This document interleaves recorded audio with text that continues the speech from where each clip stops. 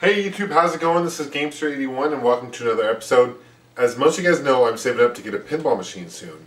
And the next best thing in the meantime was this game I picked up called Pinball Hall of Fame.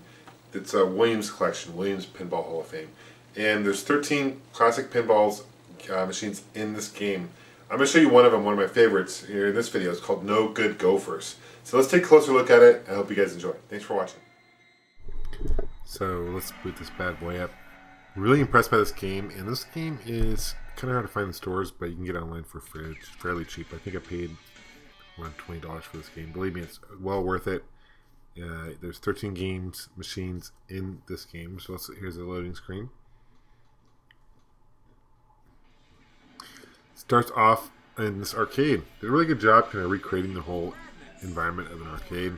Unfortunately, you can only play pinball games. There's no arcades in this, even though they show some arcade cabs in there. So you go upstairs, and these are the games that are available. The one we're going to check out is No Good Gofers.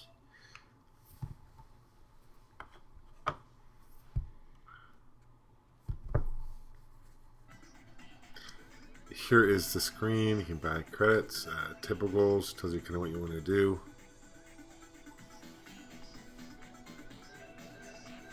And then you get the high scores, and you get a flyer. Let's check out the flyer. It's pretty cool.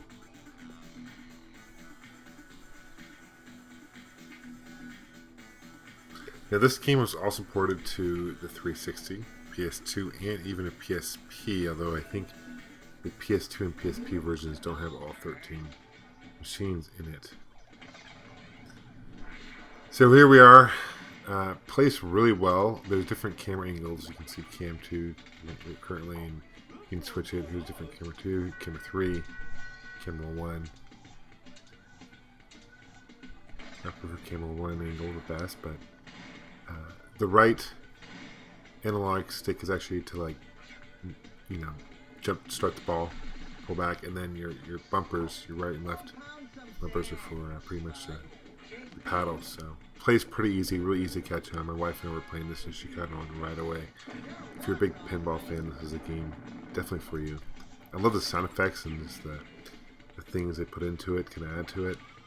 Now on the top left corner, you can see they have that screen there, and that's usually on the arcade or on the cab rather itself, but they just put it in the corner there so you can see it. But obviously it's not as good as the real thing, but it's definitely the closest thing to it. It's really cool.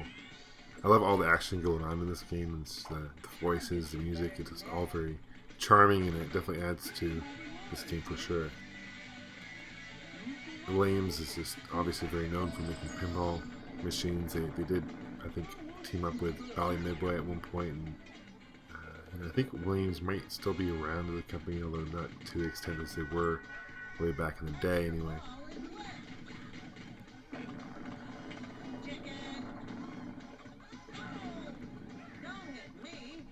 Yeah, there's also an option to shake the table, which I don't do in this, but it's basically the left analog stick is to do that. So just so you guys know.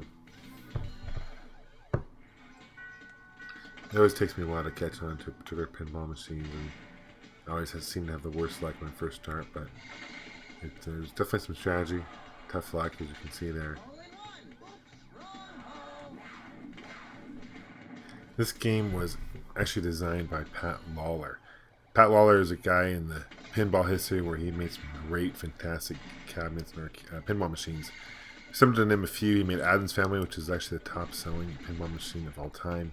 He also designed Twilight Zone, which is the highest-rated pinball machine. You know, during '95, there was kind of a break, and then he finally came back. There was kind of decline in pinballs, and now they're kind of slightly coming back, but he made games like Roller Coaster Tycoon a couple years ago. I think most recently he made The Family Guy.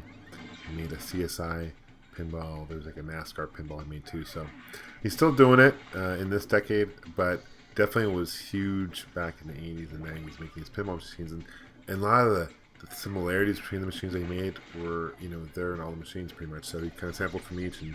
But this game itself is very creative, and I love the different ramps you go up, and you have to hit these Gofers. Again, here's a top angle camera view you can see, and this is more like classic where you can see everything all in front of you, which I guess is pretty easy, but just like the graphics for, you know, zoomed in, all that good stuff.